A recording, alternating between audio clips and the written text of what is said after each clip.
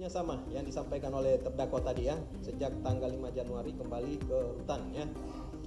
Tanggal 8 Januari 2026 kesempatan penuntut umum untuk Mantan Mendikbudristek Nadiem Anwar Makarim menyinggung amanat Presiden ke-7 RI Joko Widodo atau Jokowi saat menceritakan awal mula pengadaan laptop Chromebook di Kemendikbudristek.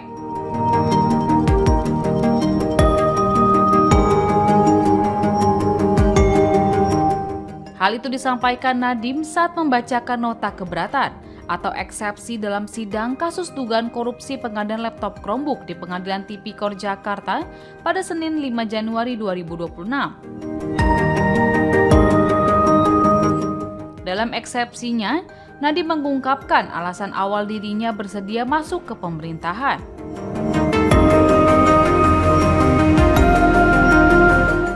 Meski berasal dari latar belakang teknologi informasi atau TI dan tidak memiliki pengalaman birokrasi.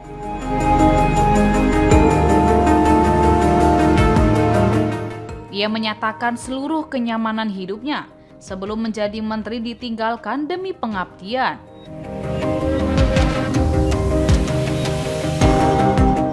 Nadiem mengaku sejak awal menyadari resiko besar yang harus dihadapi ketika menerima jabatan tersebut.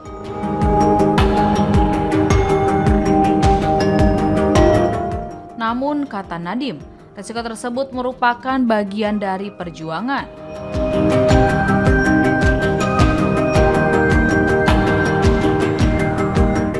Karena merasa tidak menguasai bidang birokrasi, pendidikan, dan politik, Nadiem menyebut dirinya harus cepat belajar.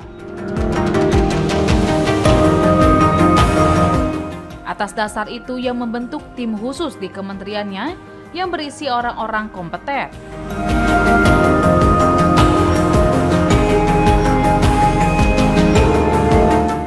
Mereka, kata Nadiem, rela mengorbankan karir dan kondisi keuangan demi mengabdi pada negara. Kemudian, Nadiem secara eksplisit menyebut peran Presiden ke-7 RI Joko Widodo atau Jokowi.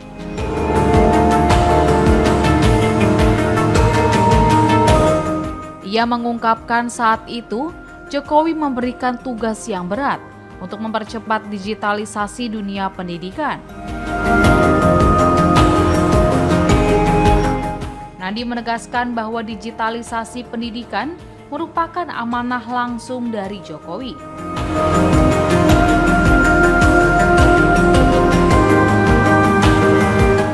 Ia mengaku diberikan amanah untuk membangun platform teknologi untuk membantu kepala sekolah, guru dan murid mengenal dunia baru pembelajaran di era teknologi.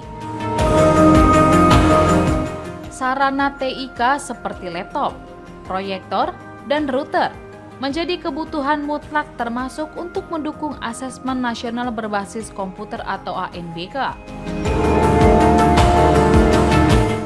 Lebih lanjut, Nadiem menekankan bahwa program digitalisasi pendidikan merupakan bagian dari visi besar dari Jokowi.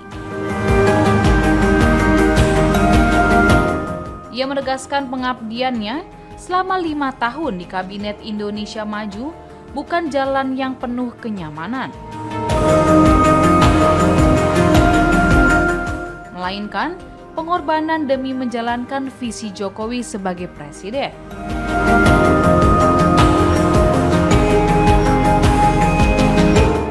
Adapun dalam kasusnya Nadiem Makarim didakwa melakukan tindak pidana korupsi yang merugikan keuangan negara sebesar 2,18 triliun rupiah. Dalam program digitalisasi pendidikan berupa pengadaan laptop Chromebook dan Chrome Device Management di lingkungan Kemendikbudristek tahun 2019 hingga 2022. Perbuatan tersebut dilakukan Nadiem bersama sejumlah pihak, yakni Ibrahim Arif alias Ibab, Mulyatsyah, Sri Wahyuningsih, dan Juristan.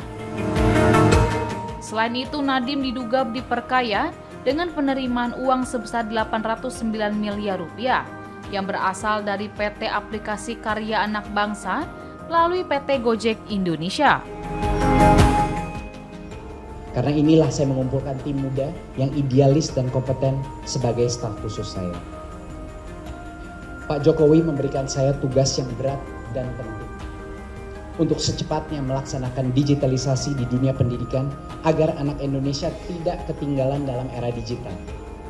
Saya diberikan amanah untuk membangun platform teknologi, untuk membantu kepala sekolah, membantu guru dan murid mengenal dunia baru pembelajaran di era teknologi. Karena sosok saya, anak-anak muda dari sektor teknologi mau bergabung, mau mengabdi kepada negara untuk membangun teknologi pendidikan. Mereka pun mengorbankan karir dan keuangan mereka untuk bergabung dalam perjuangan saya. Sarana TIK seperti laptop, proyektor, dan wifi router menjadi keniscayaan untuk bisa memanfaatkan semua aplikasi yang dikembangkan, termasuk asesmen nasional berbasis komputer atau ANBK. Dan saat COVID-19 melanda negeri, di mana sekolah di Indonesia ditutup hampir 2 tahun, kebutuhan untuk pembelajaran berbasis IT menjadi lebih urgen lagi.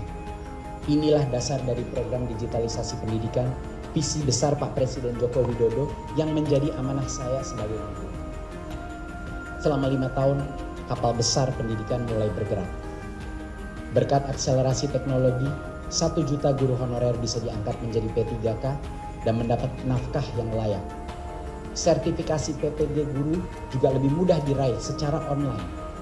2 juta guru mengunduh aplikasi platform Merdeka Mengajar untuk melakukan pelatihan kurikulum mandiri gratis yang menghemat triliunan anggaran pelatihan. 100.000 guru penggerak terekrut dan dilatih secara online, dan ratusan ribu mahasiswa bisa menemukan semester magang di industri dan di luar negeri melalui platform Kampus Merdeka. Semua itu berkat teknologi. Tetapi beda tipis perbedaan antara idealisme dan kenaifan.